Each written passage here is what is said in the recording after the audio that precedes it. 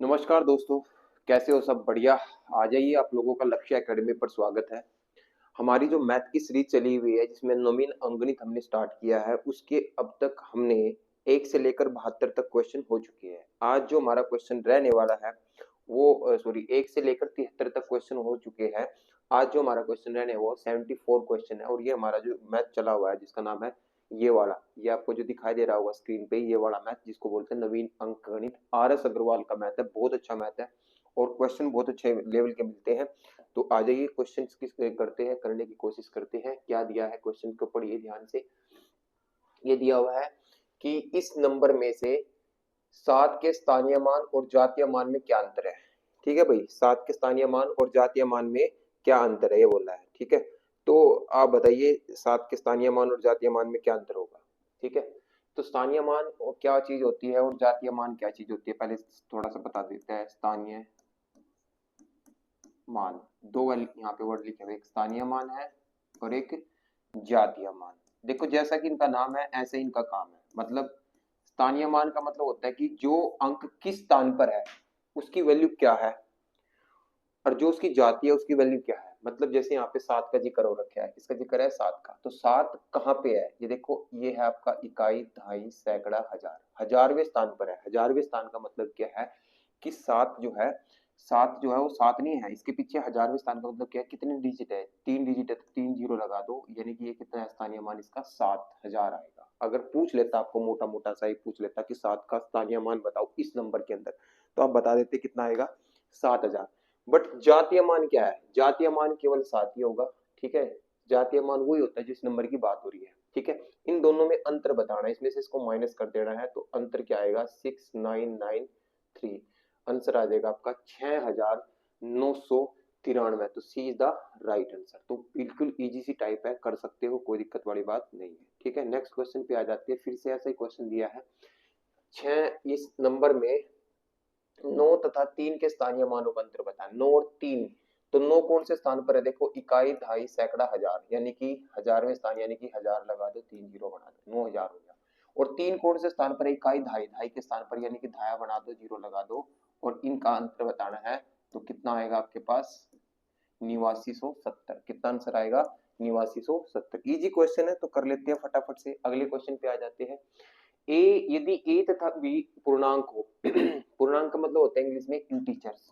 अगर ए और B integers है, ठीक है, जहां बी ग्रेटर देन है जीरो से, बी जो है वो बड़ा है जीरो से, इसका मतलब क्या होता है, बी बड़ा है जीरो से, तो दो पूर्णांक क्या हो तथा आर ऐसे होंगे। देखो, ये एक आपने इक्विलेट डिवीजन लेमा पढ़ी थी 10th क्लास में। इक्विलेट डिवीजन लेमा मतलब, ठीक है, भाग जो होती है, देखो, अगर मैं एक नंबर, है ना, एक नंबर को, ए को बी से डिवाइड करूं, किससे डिवाइड करूं, बी से, तो आपका क्यूसेंट कितना आएगा, क्यू आएगा, और रिमाइंडर कितना बचेगा, आर। सभी को पता है ये बात।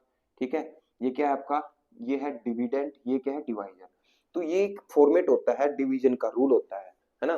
तो इसमें अगर आप देखोगे, तो अगर मुझे ये निकालना है, हिंदी में इसको बोलते हैं भाज्य। अगर आपको भाज्य निकालना है तो भाज्य निकालेंगे कैसे, वो क्या होगा, इसको बोलते हैं भाजक। क्या बोलते हैं, भाजक। और गुणा में इसको बोलते हैं भागफल, भागफल। ठीक है, और प्लस में क्या होता है, शेषफल। प्लस में क्या होता है, शेषफल। ये बात आपने पढ़ रखी है, आपको रिवाइंड करा देता हूं। इसको बोलते हैं डिविडेंट, डिविडेंट। इसको बोलते हैं डिवाइजर, इसको बोलते हैं क्यूसेंट, और इसको बोलते हैं रिमाइंडर। आया ना, ये चीज आपने पढ़ रखी है। ठीक है जी, बहुत अच्छी बात आपने पढ़ रखी है। ठीक है, इसमें दो चीजें बात ध्यान रख लेना है। क्या, कि एक तो जो आपका आपका जो बी होता है, बी, बी की जो वैल्यू होगी, है ना, बी की जो वैल्यू होगी वो आपकी आर से बड़ी होगी। पहली बात तो ये, रिमाइंडर से बड़ी होगी, है ना, आर से बड़ी होगी। जो आर होगा वो हमेशा आपका जीरो हो सकता है, बट हमेशा ही पॉजिटिव वैल्यू होगी। रिमाइंडर भी हमेशा ही क्या होगा, पॉजिटिव। तो यही चीज आपको फॉलो करनी है। यहाँ पे देखो, क्वेश्चन बहुत ही इजी सा था, मैं को निकाल बता के निकल के बता देता, बट ऐसा कुछ नहीं है, थोड़ा सा जानो इसके बारे में। तो सबसे पहले तो ये फॉर्मेट लगेगा, ए निकालना है आपको, डिविडेंड निकाला तो क्या होगा, बी इंटू क्या हो, है ना, याद भी रखो, ये आ गया भी आएगा, और प्लस में क्या होगा आपका आर। ये फॉर्मेट होता है, ये आपको पता होना चाहिए। ठीक है, ये आपको बात पता होना चाहिए कि ये जो होता है आपका, ये ए निकालने का फॉर्मूला होता है, ये ए निकालने का आपका फॉर्मूला होता है। ए मतलब भाज्य निकालने का फॉर्मूला क्या होता है, भाज्य गुणा भागफल प्लस में शेषफल। ठीक है, तो ये फॉर्मेट है कहाँ पे, सबसे पहले देखो यहाँ भी है a equal to B plus Q plus R, B equal to, ये तो है ही नहीं, जी का कोई जिक्र है ही नहीं इसमें, है ना, ये भी नहीं है। ठीक है, इनमें से कोई नहीं है, तो ये आंसर बनेगा। बट ध्यान से देखो, इसमें बोला है आर जो है, देखो आर जो होगा वो 0 के इक्वल और 0 से बड़ा होगा, है ना, और बी से छोटा होगा। अगर मैं इसी को लिखना चाहता हूँ, मतलब इसने कैसे लिख दिया इसको, आर जो है, जो वो है वो 0 से तो बड़ा है, इसके इक्वल हो सकता है, बट इससे हमेशा ही स्मॉल होगा, यानी कि इसका मतलब है ये बात यहाँ पे सत्य होती है। तो A is the right answer. I hope आपको जो मैंने बताया वो बात समझ में आई होगी। देखो यहाँ तो ऑप्शन बहुत इजी थे, बट यहाँ पे इस ऑप्शन को उलझा सकता था आपको, ये जो दिया ना आपको आर, ये ग्रेटर देन और इक्वल टू 0 और लेस देन और equal to B, sorry less than equal to B, ये दे दिया, इसमें उलझा सकता था, तो वो थोड़ा ध्यान रखना है। ठीक है, जैसे ये बिल्कुल गलत है, यहाँ पे ऐसा नहीं है, ये बोल रहा है कि आर जो हमेशा 0 से बड़ा होगा, नहीं 0 भी तो होता है, रिमाइंडर रिमाइंडर 0 भी तो आ सकता है, बिल्कुल आ सकता है, और वो बी से बड़ा है, नहीं बी के इक्वल होगा, नहीं कभी नहीं होगा, बी के इक्वल कभी नहीं हो सकता, जो रिमाइंडर होगा चाहे आप चेक कर लेना। ठीक है ना, जैसे अगर मान लो मैं इस नंबर को 17 को इसको डिवाइड करता हूँ 4 से, ठीक है, 4 से मैं डिवाइड करूंगा तो इस लगभग आपका जाएगा। ठीक है, तो रिमाइंडर हमेशा जो आएगा वो इससे छोटा, इसके बराबर भी नहीं आ सकता। ठीक है, इससे छोटा आएगा या 0 हो सकता है, बस ये बात आपको पता होनी चाहिए, इसलिए इसका आंसर क्या बनेगा आपका, A is the right answer. Next आ जाते हैं, फटाफट से क्वेश्चन कर लेते हैं। ठीक है, देखिए यदि ए तथा बी दो वास्तविक संख्याएं ऐसी हो, ए तथा बी दो वास्तविक संख्याएं ऐसी हो कि ए बी, ठीक है, तो ए और बी बताना है ना, कि ए बी किसके बराबर होंगे। देखो यहाँ पे ए और बी बराबर है 0, थोड़ा सा मिसप्रिंट है, ए बी बराबर किसके है 0, तो बताना है। तो अब बताइए, अगर ए बी की मल्टीप्लाई, ए और बी की मल्टीप्लाई 0 का मतलब है, इसका मतलब क्या होगा, देखो ध्यान दो, या तो ए 0 हो सकता है, ये नॉन जीरो हो सकता है, कुछ भी हो सकता है नॉन जीरो, है ना, ये आपका नॉन जीरो हो सकता है और ये जीरो हो सकता है, क्या पता दोनों के दोनों जीरो हो सकते हैं, तभी तो जीरो आएगा। तो यही चीज आपको ध्यान देनी है, इसने बोला ए तथा बी दोनों जीरो है, कोई जरूरी नहीं है, एक जीरो हो सकता है। ऑप्शन को ध्यान से पढ़ना है, ए बराबर 0 हो सकता है, अथवा, अथवा का मतलब है या तो ए 0 हो सकता है या बी 0 हो सकता है, दोनों में से प्रत्येक हो सकता है, तो B is the right answer. ये जो चीज आपकी फिट होती है, एक ही ऑप्शन में फिट होती है, जो सारे ऑप्शनों को, सारी चीज को लाई करती है, सारी चीज इसके अंदर आती है, तो कौन सा ऑप्शन है, B, B is the right answer. कर लोगे समझ में, ए बी का 0 का मतलब बताना था। नेक्स्ट आ जाइए, नेक्स्ट में क्या दिया है, सबसे छोटी, देखो अब अभाज्य संख्या के बारे में जान लेते हैं, प्राइम नंबर के बारे में थोड़ा सा, प्राइम नंबर क्योंकि बहुत इंपॉर्टेंट है, यहाँ पे आगे प्राइम नंबर स्टार्ट होगा आपका।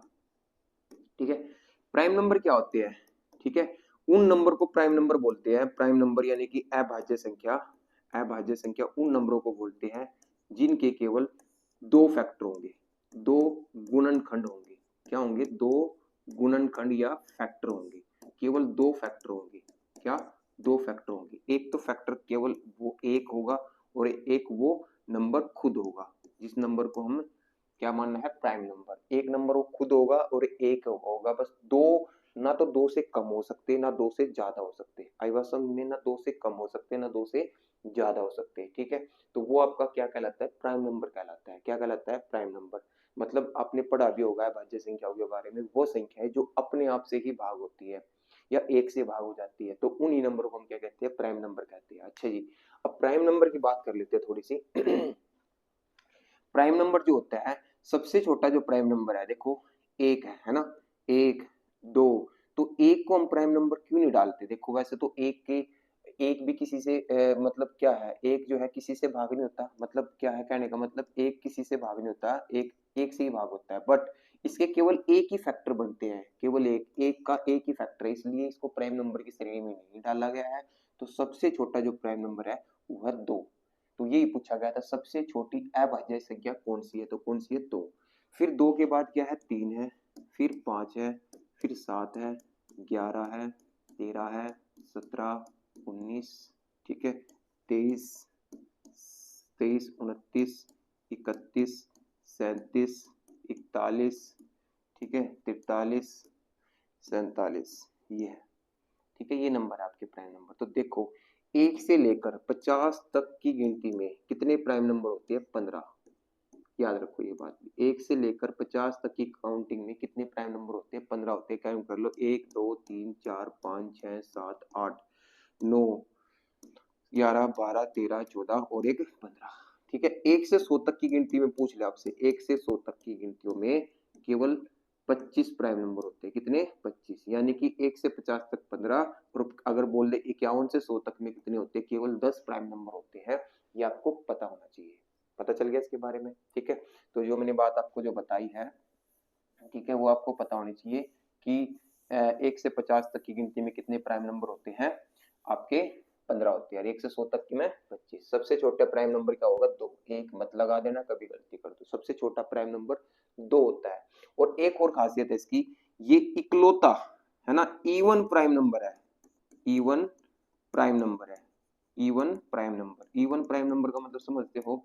ठीक है, सम अभाज्य संख्या, ये सम अभाज्य संख्या है ना। सारे के सारे जो है प्राइम नंबर, जो अभाज्य संख्या, वो विषम संख्या है, बट ये इकलौता इवन प्राइम नंबर है।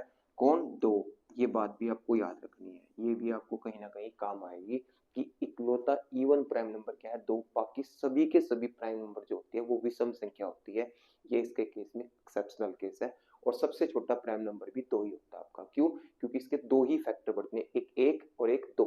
समझ में आई बात? ठीक है, आ जाइए जी, आगे आ जाइए, थोड़ा और पढ़ते हैं इसके बारे में। अब अगर आपको चेक करना है, मान लो बहुत बड़ा नंबर दे दिया और आपको चेक करना है कि वो प्राइम नंबर है या नहीं है, तो उसका एक ही तरीका है। जैसे वैसे तो हम क्वेश्चन में करेंगे, जैसे आगे क्वेश्चन आ जाते हैं बहुत सारे, उसमें कर लेते हैं। जैसे यहाँ पे आ जाते हैं, 70 से छोटी अभाज्य संख्या कितनी है? देखो अब काउंट करना पड़ेगा, है ना। तो काउंट करना पड़ेगा 1 से 50 तक, इसलिए मैंने आपको बताया कि 1 से 50 तक जो है प्राइम नंबर वो 15 है। तो 15 तो आपको काउंट करना नहीं है, 15 तक तो आपके काउंट हो चुके हैं। ये 15 से सारे ऑप्शन ज्यादा, अगर 15 से कम होता तो वो गलत हो जाता ऑप्शन, बट ये इत्तेफाक से सारे के सारे 15 से ज्यादा ही है। अब आ जाते 51, 50 से लेकर 70 तक में, है ना। 50 से लेकर 70 में सबसे पहला जो प्राइम नंबर आता है वो होता है 53, है ना। सबसे पहला प्राइम नंबर क्या आता है? 53। फिर आता है आपका 59, फिर 61, ठीक है जी, फिर आता है आपका 67। ये 4 और ऐड कर लो उसमें। कितने? 4 और ऐड कर लो 15 में, 15 तो थे ही, 4 और ऐड कर लेंगे तो कितना हो गया? 19। तो 19 इसका आंसर होगा। 19 क्या होगा इसका राइट आंसर? देखो 53, ठीक है, 53 के बाद क्या होगा आपका? 57, 57 के बाद क्या? 57 नहीं, सॉरी, 57 तो कटता है ना किससे? 3 से, ठीक है। उसके बाद क्या? 59, फिर 61, फिर आपका 67, और बीच में कोई प्राइम नंबर नहीं है आपका। कर लोगे? पता चल गया। तो 70 तक की कितनी छोटी, 70 से छोटी अभाज्य संख्या कितनी है? तो वो 19 है। कितनी है? 19। नेक्स्ट आ जाइए, क्वेश्चन नंबर 50 तथा 90 के बीच में सभी अभाज्य संख्याओं का योग निकालना है। अब देखो फिर से आपको, देखो भाई क्वेश्चन है अभाज्य संख्या का तो करना पड़ेगा, क्योंकि अभाज्य संख्या के लिए कोई ट्रिक नहीं है। इसलिए तो मैं कहता हूँ थोड़ा मैथ को डिटेल में समझना भी जरूरी है ना। नंबर्स की नॉलेज होनी जरूरी है नंबर सिस्टम में, ठीक है। तो 53 अभी बताया था, 53 के बाद क्या आएगा आपका? 59। एक एक नंबर चलते रहना भाई, ठीक है। फिर क्या आएगा? 61, ठीक है। 62 नहीं है, 63, 64, मन मन में सोचते रहो, 65 नहीं है, 66 नहीं। अब ये तो है नहीं, शक्तिमान तो है नहीं, हम डायरेक्ट उस पे आ जाएंगे, है ना। तो थोड़ा काउंट करना पड़ेगा। 66 नहीं है, 67 बिल्कुल है।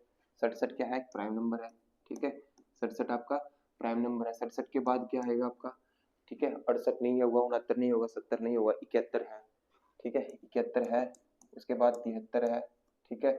उसके बाद उसके बाद 73 के बाद आइए, 75 नहीं है, 76 नहीं है, 77 नहीं है, 78 नहीं है, 79, 79 है, ठीक है। उसके बाद क्या है? 81, कभी 81, 81 को लगा दो, 81 नहीं होगा, ठीक है। 83 होगा, कितना होगा? 83। 83 के बाद क्या होगा आपका? 83 के बाद क्या होगा? 89। 87 नहीं है, कभी 87 3 से डिवाइड होता है ना, ठीक है जी। तो ये होंगे, इनको जोड़ लो, और वही बोल रहे हैं कई योग बताना है, ठीक है।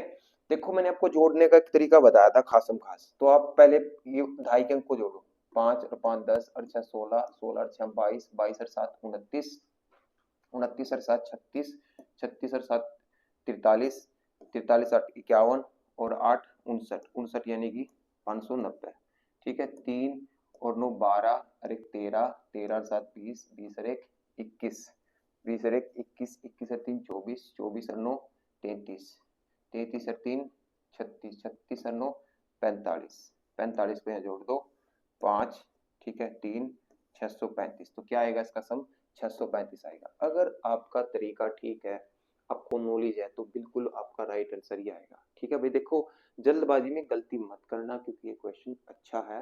अच्छे कहने का मतलब इन द सेंस ये है कि थोड़ा सा कंसंट्रेट वाला क्वेश्चन है, ऐसे नहीं आप इसमें कोई भी ट्रिक लगा के निकाल दोगे, विदाउट ट्रिक ही सोल्व होगा। ठीक है, नेक्स्ट पे आ जाते हैं। 110 तथा 120 के बीच कितनी अभाज्यीय संख्याएं हैं? 110 और 120 के बीच कितनी अभाज्य संख्या? देखो 111 नहीं होगी क्योंकि 3 से कटता है, 112 तो बिल्कुल भी नहीं हो सकती। ठीक है, 113 आ जाते हैं। क्या 113 होगी? अब मैं इसका तरीका भी बताऊंगा आपको। 114 नहीं हो सकती क्योंकि प्राइम, देखो इवन नंबर तो कोई सा भी नहीं है, इवन नंबर को तो भूल ही जाओ, सम संख्या तो हो ही नहीं सकती। 115 हो सकती है, 115 को लिख लेता हूँ मैं, देखो लिख लेता हूँ, लिखने में क्या जाता है, 112 को भी काट देता हूँ। ठीक है, 116 भी नहीं होगी, 117 को लिख सकती हूँ, वैसे तो कटता है 117, 13 नहीं में 117 होता है। ठीक है, अच्छा जी इसके बाद 118 नहीं लिखना है और 119 लिख लिया मैंने। कितना लिख लिया? 119, क्योंकि यही तो बतानी है। ठीक है, अब मुझे ये चेक करना है, ये वाले ये नंबर मुझे पता नहीं है, मान लो वैसे तो पता है इसका, तो ये कट जाता 13 नहीं में 100, पहाड़े में भी तो आनेंगे, किसी पहाड़े में मुझे पता नहीं है कि आ रहे हैं, क्योंकि मैंने आज तक ऐसे पहाड़े 20 तक पहाड़े मुझे याद है, तो उनमें मैंने कहीं देखा नहीं है।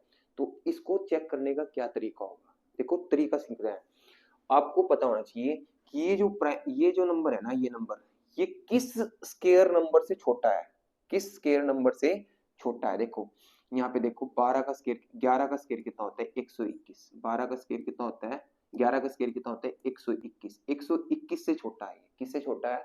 121 से छोटा है, हाँ या ना? 121 से छोटा है।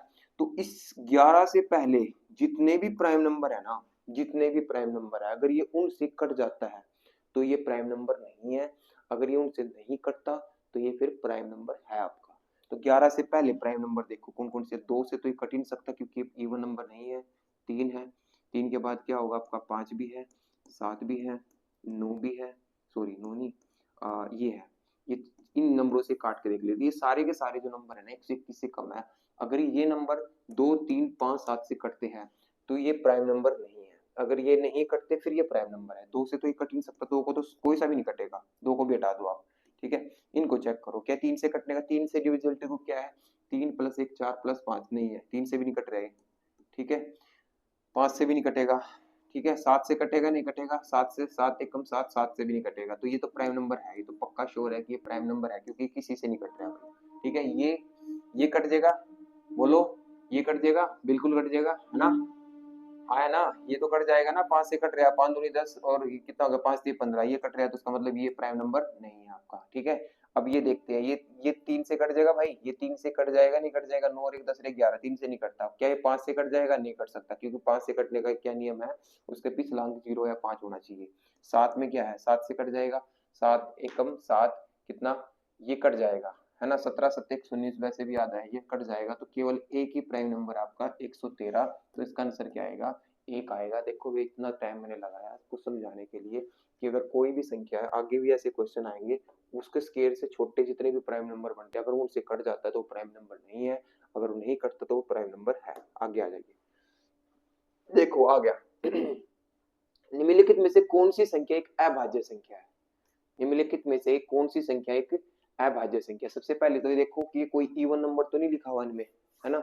इनमें से एक अभाज्य संख्या है, कैसी संख्या है जो अभाज्य है, बाकी 3 क्या है? भाज्य है। ठीक है, एक ही संख्या वो अभाज्य है। ठीक है, तो देखिए सबसे पहले तो मुझे क्या करना है कि क्या इनमें से कोई संख्या जो है वो इवन तो नहीं है, इवन होगी तो वो पहले केस में बाहर हो जाएगी, बट यहाँ सारे के सारे विषम संख्या लिखी हुई है। ठीक है, तो सबसे पहले जो हमारे पास इसका मैंने तरीका क्या बताया कि 161 है ना, 161 ये किस, है ना, ये किस नंबर से छोटा है? देखो पहले तो देखो सबसे 161 जो है आपका किस नंबर से सबसे ये छोटा है, किस नंबर के स्केयर से छोटा है? ये 12 का स्केयर 144, 13 का स्केयर 169, तो 13 के स्केयर से छोटा है ना? 13 के स्केयर से छोटा है, तो इसलिए 13 से छोटे जितने भी प्राइम नंबर उनसे कटना चाहिए, है ना? 2 तो लेना नहीं है, 3 5, 5 भी नहीं होगा, 5 से भी कोई सी नहीं कट रही, 5 को भी छोड़ दो। ठीक है, 7 11 बस 3, 7 और 11 से चेक कर लो। ठीक है जी, ऐसे इसमें है, इसमें भी क्या करोगे आप, ये बताओ किसके नहीं उसमें होगा। अरे थोड़ा सा देखो, दिमाग तो लगाना पड़ेगा ना। ये कितना होगा, 15 का स्केयर कितना है, 225 होता है, उससे छोटा है ये। ठीक है, 3, 7, 11 और ये 13। फिर ये क्या है आपका, ये बोलो, ये 18, 19, 19 का 361 होता है, 20, 20 के स्केयर से छोटा है ये। किसके स्केयर से छोटा है, 20 के स्केयर से, 20 के स्केयर से छोटा है, यानी कि 3, 7, 11, 13, 17 और 19। ठीक है जी, ये देखो ये किससे है भाई, देखो याद तो करना पड़ेगा। 21 का स्केयर 441, 22 का 484, 21 का 441 है, 21 के स्केयर से छोटे है ना। तो 3, 7, 11, 13, 17, 19 है ना, इससे ही चेक करने हैं बस। तो सबसे पहले छोटी संख्या को देख लेते हैं, 3 से कटेंगे, पहले चेक करो 3 सभी में है, 3 से कटने वाली संख्या है कोई सी इनमें।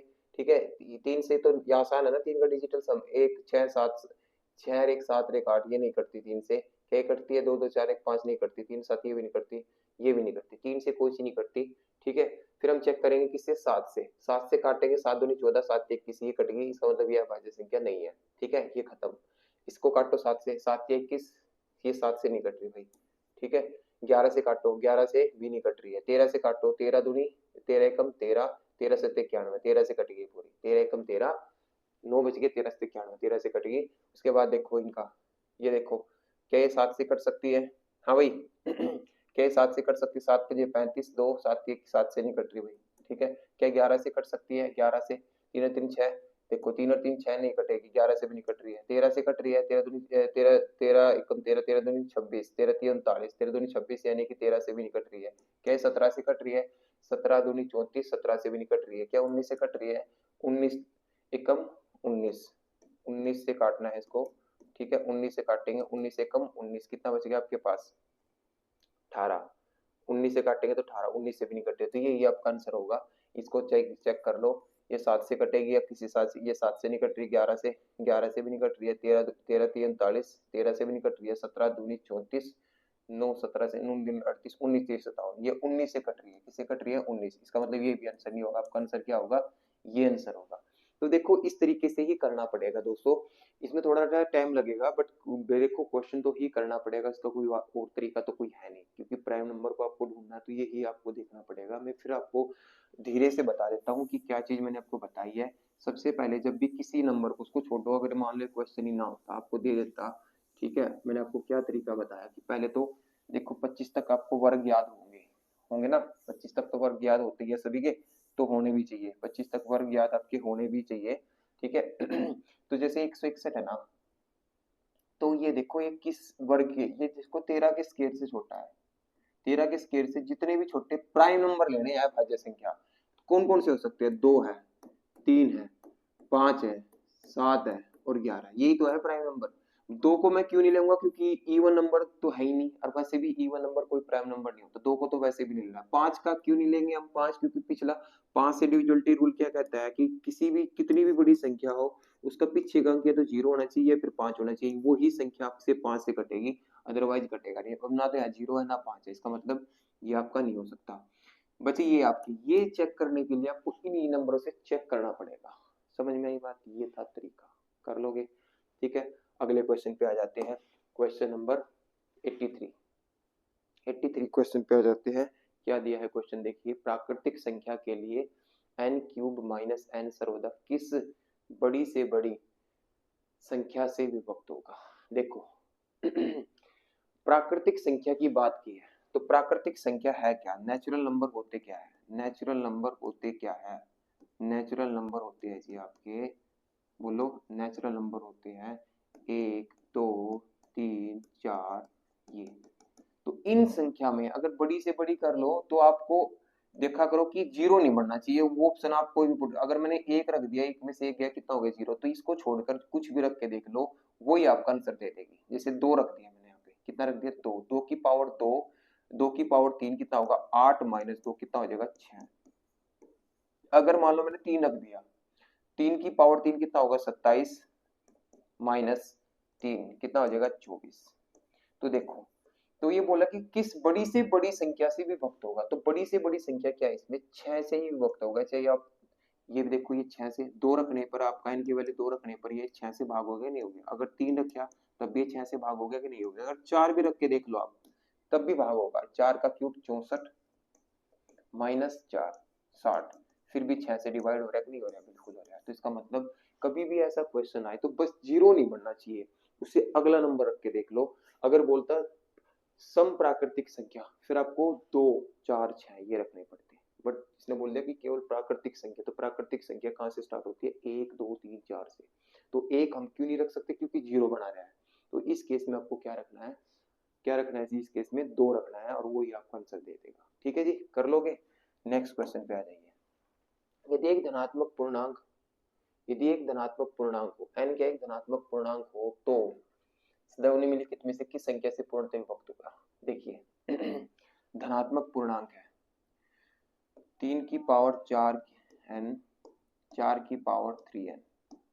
देखो 3 की पावर 4, अगर मैं इसको लिख दूं 3 की पावर 4 क्या होती है, 81 की पावर n, इसको लिख दूं 4 की पावर 3 कितना, 64 की पावर n। ठीक है जी, ये लिख देता हूं। और इसने बोल दिया, ठीक है, यदि एक धनात्मक पूर्णांक है, यदि n एक धनात्मक पूर्णांक है तो 3 की पावर ये बताना है। ठीक है जी, तो इस क्वेश्चन का आंसर क्या होगा, ठीक है, इस क्वेश्चन का आंसर क्या होगा ये बताना है आपको। ठीक है, तो देखिए इस यहां तक तो मुझे ये बात समझ में आ गई। अब मैंने आपको बोला है कि धनात्मक पूर्णांक क्या होते हैं, इंटीजर, और n की वैल्यू अगर मैं 1 रख देता हूँ, यहाँ पे कितनी रख देता हूँ, 1, क्योंकि बोला तो है नहीं कुछ भी यहाँ पे, ना n के बारे में भी सम बताया ना सम बताया, तो n की वैल्यू मैंने 1 रख दी। 81 में से 64 चला गया, कितना बच गया आपके पास, 17, कितना बच गया आपके पास, 17, तो 17 ही वो आंसर होगा। बस इतना इजी से बात है। अभी तो मैंने बताया कि अगर ना पॉजिटिव ना सम संख्या बताए ना विषम, तो अब n की वैल्यू 1 रख दो, बस ये होना, शर्त ये है कि वहां पे जीरो नहीं पड़ना चाहिए, तो जीरो इसमें बढ़ा नहीं, तो इसलिए आंसर क्या दिया, 17, यही होगा। जब 2 रख के देख लो तब ये 17 से भाग होगा, रख के देख लो, तो फालतू में क्यों बढ़ा, 2 बनाएंगे तो काफी बड़ा नंबर बनेगा, है ना। ठीक है, अगले क्वेश्चन पे बढ़ते हैं। तो ये दिया है, अब यहाँ पे स्प्रिंट है थोड़ा सा, इसको ठीक कर लेना भाई, ये 97 है, ये 97 है, इसकी पावर भी 97, इसकी पावर भी 97, पावर में है। ठीक है जी, तो देखो दो चीज बताऊंगा मैं आपको, वो आपको ध्यान रखनी है। देखो a की पावर n प्लस b की पावर n, अगर आपका n सम संख्या हो या विषम हो,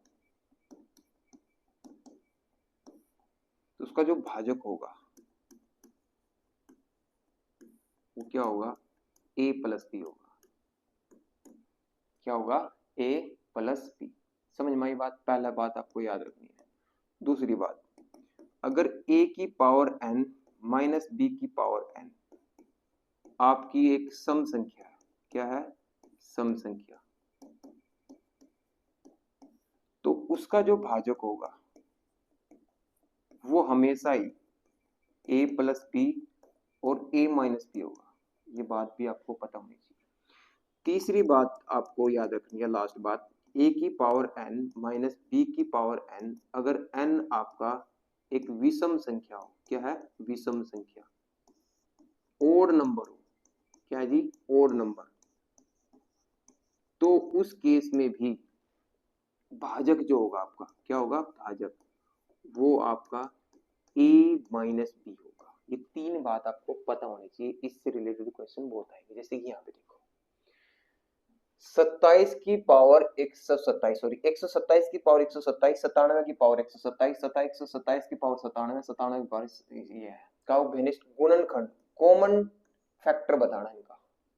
तो ये जो क्वेश्चन निकलेगा इन फॉर्मेट से ही निकलेगा। देखिए अब ये a है और ये क्या है, b है, इसकी पावर n, इसकी पावर भी n, हाँ या ना, और n आपको दिखाई दे रहा है क्या, विषम संख्या, या सम भी होता, तो इसका जो फैक्टर आपको दिखाई दे रहा है यहाँ से, इसका अगर मैं भाजक की बात करूं, इसका भाजक अगर आप निकालोगे तो क्या होगा, इन दोनों का जोड़, इसको जोड़ दीजिए, इसको जोड़ेंगे तो कितना आएगा जी 224, हाँ या ना, बिल्कुल।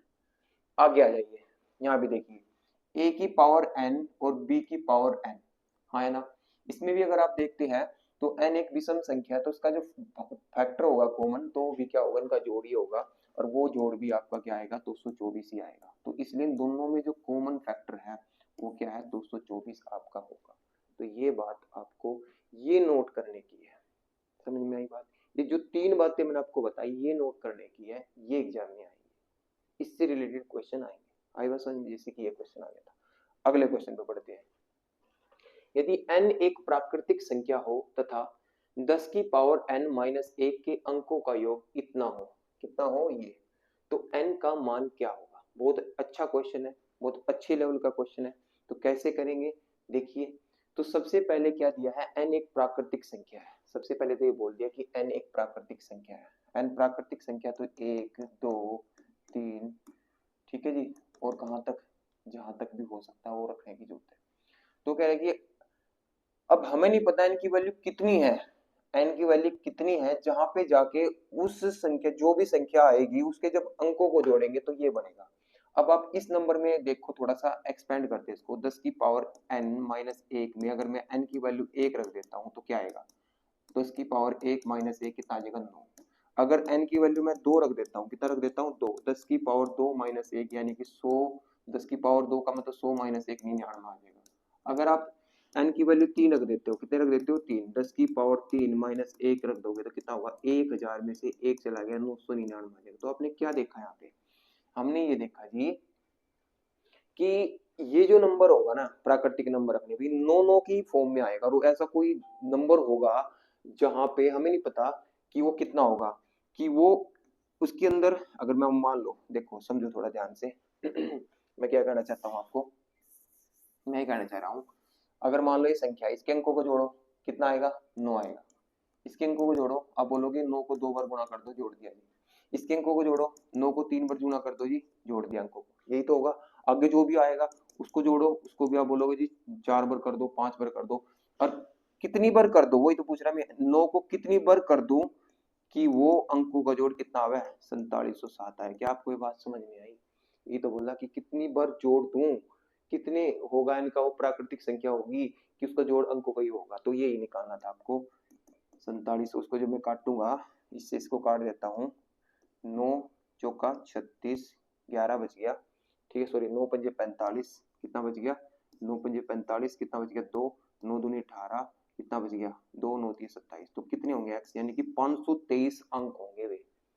एन की वैल्यू कितनी होगी, देखो एन की वैल्यू 1 रखी तो 9 गुणा 1 आया, एन की वैल्यू 2 रखी तो n गुणा 2 आया, n की वैल्यू 3 रखी तो 9 गुणा 3 आया। तो n की वैल्यू कितनी रखूं, तो n की वैल्यू मतलब क्या है 523 है। तो ये आपका निकालना था। तो अच्छा क्वेश्चन था, ऐसे क्वेश्चन एग्जाम में पूछे जाते हैं, था बहुत इजी, बस ऐसे करना था। समझ में आया एक्सप्लेनेशन, ठीक है, आई होप आपको समझ में आया होगा। नेक्स्ट क्वेश्चन पे बढ़ चलते हैं।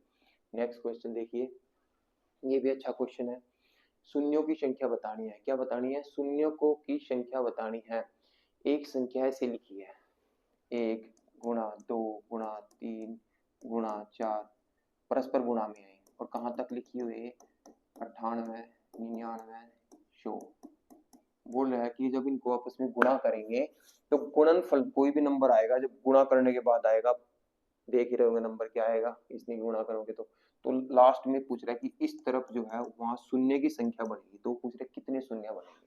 वो क्या पूछ रहा है, कितने शून्य बनेंगे। देखो अब ये थोड़ा सा मैं बता देता हूँ डिटेल में, है ना, क्यों डिटेल में बताना जरूरी है, इसलिए बता रहा मैं। देखो शून्य जो बनता है ना, शून्य बनने का कारण क्या होता है, शून्य जो हमेशा बनेगा वो बनेगा इवन नंबर की सम संख्या की 5 से गुणा कर दो, शून्य बनेंगे। तो इस सीरीज के अंदर कितने इवन नंबर है और कितने 5 है वो काउंट कर लो। जैसे मैं बोल दूं कि 5 की पावर 2 और 2 की पावर 5, तो शून्य कितने बनेंगे, तो आप बोलोगे जी जो छोटी पावर है, 5 की पावर 2 है और यहाँ 2 की पावर 2, तो इसमें जो शून्य बनेंगे ना भाई, चाहे आपका ऑन करके देख लेना, 2 शून्य आएंगे। कितने शून्य आएंगे 2। देखो 5 की पावर 2 कितना होता है 25, 2 की पावर 5 कितना होता है 32, करके देख लो, 5 दूनी 10, सॉरी 25 दूनी 50, 5 असल के 25 थी 75, 75 और 5 कितना होगा 80। तो देख लो 2 शून्य आ गया आपके, आया नहीं आए। तो मतलब ये काउंट कर लो, ये काउंट कर लो, है ना। तो जो भी काउंट कर सकते हो वो काउंट कर लो, और काउंट किसको करना है, जो कम है, जो न्यूनतम है। देखो यहाँ पे 5 की पावर 2 था, इसलिए हमने 2 ही आया। अगर यहाँ पे ऐसे लिख देता 5 की पावर 15 और 2 की पावर 7, तो फिर इसमें शून्य कितने बनते भाई 7, इसमें शून्य कितने बनते 7। तो मैं क्या कहना चाह रहा हूँ कि इस नंबर के अंदर या तो 5 काउंट कर लो या 2 काउंट कर लो, वो आपको शून्य बता देंगे कि कितने शून्य है।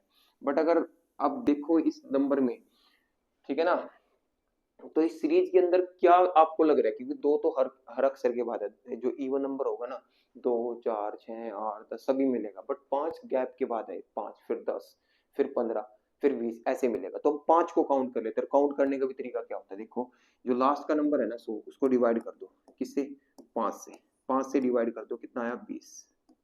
ठीक है, आई बात समझ में, जो आया कितना आया 20, फिर 5 से डिवाइड कर दो, कितना आया 4। ठीक है जी, 5 से डिवाइड कर दो 4 आया, उसके बाद नहीं जाता, नहीं जहां तक जाएगा वहां तक देखना है। तो इसका मतलब क्या होंगे, ये जो नंबर है आपके, यही आपके इसके अंदर 5 है, तो कितने 5 है 24। तो शून्यकों की संख्या कितनी, ये आपकी 24 आएगी। देखो दोबारा, अगर मान लो यहाँ पे 1000 तक होता, क्या होता 1000 तक, 1000 तक का अगर आपने लिख दिया, तो पहले 5 से डिवाइड करोगे, 5 से डिवाइड करेंगे कितना आएगा जी, ठीक है 5 से डिवाइड करेंगे कितना आएगा, 5 से डिवाइड करेंगे कितना आएगा, आगे जाएगा एक बार, जाएगा एक बार ही जाना है, रिमाइंडर को ध्यान नहीं रखना। देखो यहाँ रिमाइंडर कितना आया था 0, तो ध्यान नहीं देना, यहाँ भी रिमाइंडर 0, यहाँ भी रिमाइंडर 0, है ना। बट यहाँ पे रिमाइंडर 3 आया, तो इनको ऊपर ध्यान नहीं देना, केवल ये देखने हैं ये वाले। तो इनको काउंट कर लो, कितना आएगा 249 आ जाएगा। कितने शून्य का आ जाएंगे 249। समझ में आ रही है बात, समझ में आई नहीं बात, समझ में आई बताइए। तो जरूरी नहीं है वो नंबर ऐसे दे देगा, वो बीच में से भी दे सकता है, बोल देता है ऐसे बताओ इसके अंदर कितने हैं, तो फिर आपको 98 को उठाना था, यहाँ लिख लेना था 5 से, ये कितना आएगा 19, 19 पंजे 95 होगा ना। 3 को ध्यान नहीं देना, 3 को छोड़ देना है, फिर 5 से चलाओ, 5 दिए 15, 4 बचेगा, इसको इसको ध्यान नहीं देना, रिमाइंडर को केवल ये देखने हैं। तो कितने आएंगे इसके अंदर 22, कितने आएंगे जी 22 आएंगे। तो ये बताना, ये तरीका आपका समझ में आई बात। तो इस तरीके से आपको निकालना है। तो इसका अंदर कितने हैं भाई आपके पास, इसके अंदर शून्यकों की संख्या जो है, वो शून्यकों की संख्या कितनी आई आपके पास, शून्यकों की संख्या कितनी आई, इसके अंदर शून्यकों की संख्या आई 24। कैसे, ये 20 आया, रिमाइंडर बचा नहीं तो ध्यान नहीं देना है, बचे तब भी बचेगा तब भी ध्यान नहीं देना। तो कितना आ गया 24, 24 आपका आंसर आ जाएगा। नेक्स्ट आ जाइए, ठीक है नेक्स्ट आ जाइए। नेक्स्ट क्वेश्चन में क्या दिया है, भाग्य क्रिया में भागफल 403, भाजक 100 और शेषफल 58 है। तो भाग्य नहीं है, भाज्य है, भाज्य बताना है। क्या बताना है, भाज्य।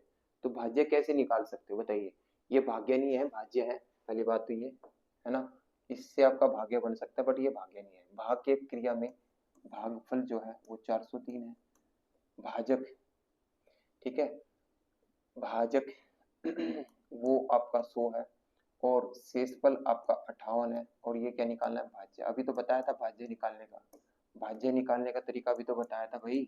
क्या बताया था, इन दोनों की तो मल्टीप्लाई, और इसको क्या कर देंगे प्लस, इन दोनों की मल्टीप्लाई करेंगे तो कितना आएगा, क्या आ जाएगा, और इसको ऐड कर देंगे तो कितना आ जाएगा आपका, हाँ या ना, ये तो आएगा। तो कितना आ जाएगा 40,358, 40,300, 40,358, सॉरी ये नहीं, ये वाला 40,358 कर लोगे, आसान था। नेक्स्ट आ जाइए, 48 को किस संख्या से गुणा करने पर प्राप्त गुणनफल 173 तथा 124 के गुणनफल के बराबर। 48 को किसी संख्या से गुणा करना है, मान लो x से गुणा करना है, तो जो प्राप्त गुणनफल है वो 173 और 240 को गुणा करने के प्राप्त गुणनफल के बराबर है। 48 पूरा कटेगा इससे कितनी बार, 5 बार, तो गुणा कर देंगे तो कितना है आपका, 5 दिए 15, 85, तो कितना आ गया 865। सिंपल सा क्वेश्चन था, कोई ज्यादा टाइम खराब नहीं करते, आगे बढ़ते हैं। 34 28 में से कौन सी न्यूनतम संख्या घटाने पर प्राप्त संख्या 13 से पूर्णतः विभक्त होगी। देखो कभी भी ऐसा क्वेश्चन आए तो आपको केवल भाग लगा देनी है, किससे, 13 से। 13 दूनी 26, कितना बचेगा जी आपका, बोलो 8, ठीक है। 13 सत्ते 13 छिक 78, कितना बचेगा 4, ठीक है। 13 तिये 39, ये कितना बचेगा 9। तो 9 वो संख्या है, अगर 9 इसमें से माइनस कर देंगे हम, ठीक है जी, 9 इसमें से माइनस कर देंगे संख्या में से, तो चेक कर लेना वो संख्या पूरी कटेगी किससे, 13 से। तो ना यहाँ 9 है ना यहाँ, तो इसका आंसर क्या है, इनमें से कोई नहीं। इसका आंसर क्या बनेगा, 9 is the right answer.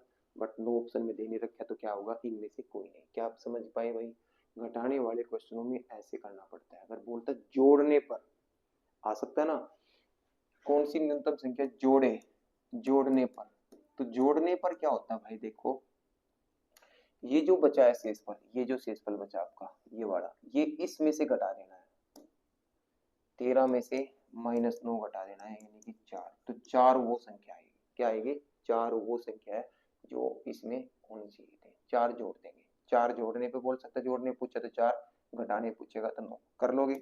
Next आ जाइए, किसी संख्या को 136 से भाग देने पर, ये क्वेश्चन बहुत बार आते हैं।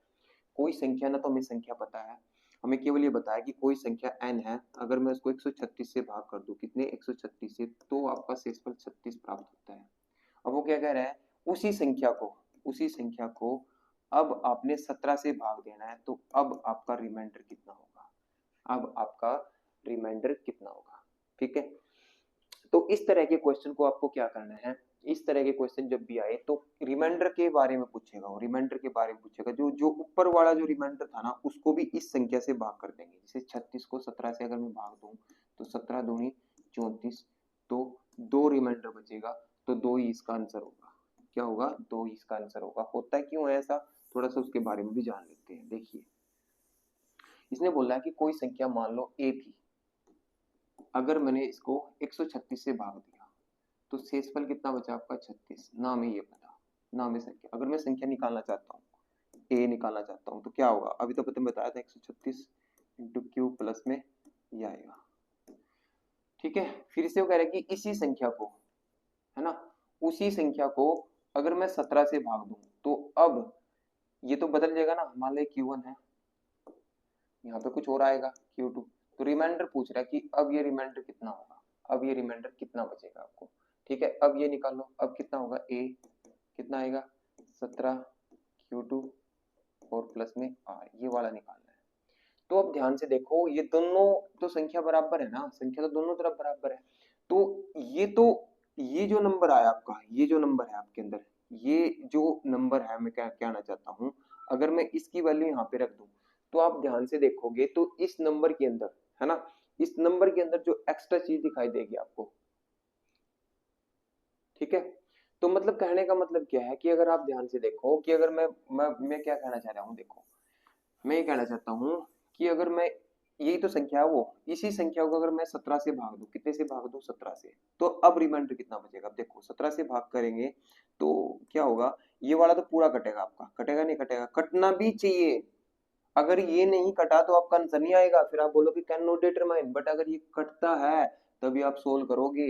देखिए इस करेगा 17 8 136 पूरा कटता है, इसका मतलब ये तो कोई रिमाइंडर देने वाला है नहीं, क्योंकि ये 136 इसका मल्टीपल है, ये ही रिमाइंडर देगा। इसलिए मैंने बोला है डायरेक्ट कि ऐसे क्वेश्चनों में जो ये शेषफल है ना, इसी को डिवाइड करना है। समझ में आई बात, अगर ये नहीं कटता तब आपका आंसर नहीं आएगा। इसलिए 36 को जब मैं 17 से भाग दूंगा तो रिमाइंडर कितना बचेगा आपका, 2 आएगा। ये तरीका मैंने आपको बता दिया। नेक्स्ट आ जाते हैं फटाफट से, किसी संख्या को 156 से भाग देने पर 29 शेष बचता है, उसी संख्या को 13 से भाग देने पर, देखो 13 से भाग देना है, 29 बच रहा है, 29 को भी 13 से भाग कर दीजिए, है ना। कोई संख्या थी, उसको अगर मैंने 156 से भाग दिया तो शेषफल कितना आया, 29। अब बोला कि इसी संख्या को अगर मैं किससे भाग दूं, 13 से, तो आपने क्या करना है इस क्वेश्चन में, इस 29 को 13 से भाग देना है। जब मैं 29 को 13 से भाग करूंगा, 13 दूनी 26, तो कितना आएगा, 3 आपका आंसर आ जाएगा, ठीक है। नेक्स्ट आ जाइए, और लास्ट, किसी संख्या को 195 से विभक्त करने पर 47 शेष बचते हैं। 195 को, ठीक है, 47 शेष बचता है, कितना शेष बचता है, 47, ठीक है। किसी संख्या को, सॉरी, किसी संख्या को, सेम क्वेश्चन है यार, 195 से भाग करने पर 47 शेष बचता है।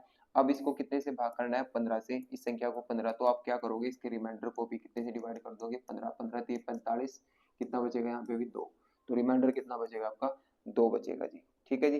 तो तो ये थे आपके नंबर सिस्टम के 93 क्वेश्चन। अब कुछ ही दिनों के बाद ये चैप्टर आपका खत्म हो जाएगा। देखो जो बच्चा मेरे साथ जुड़ा हुआ है, जुड़ना चाहता है, तो आप एक तो ये मैथ ले आए और इसकी प्रैक्टिस करते रहे। अगर आप मैथ नहीं ला सकते तो इसकी जो मैं पीडीएफ है आपको ग्रुप में डाल दूंगा। जो मेरे साथ ग्रुप में जुड़े हुए हैं वो ग्रुप में जाके इसको देख सकते हैं, इसको सोल्व कर सकते हैं। आई बात समझ में? और उनको फिर भी कोई दिक्कत आ रही है तो वीडियो पे जाके देख सकते हैं। ठीक है जी। तो मिलते हैं हम अपनी नेक्स्ट वीडियो में, जिसमें हम सीखेंगे आगे के क्वेश्चन। पढ़ते रहिए, मस्त रहिए, और जितना पढ़ोगे उतना ही आपका काम आएगा। पढ़ाई कभी किसी की व्यर्थ नहीं जाती, ये आपको भी पता है, ये आपको पता भी होना चाहिए। ठीक है जी। मिलते हैं हम अपनी नेक्स्ट वीडियो में। जय हिंद, जय भारत।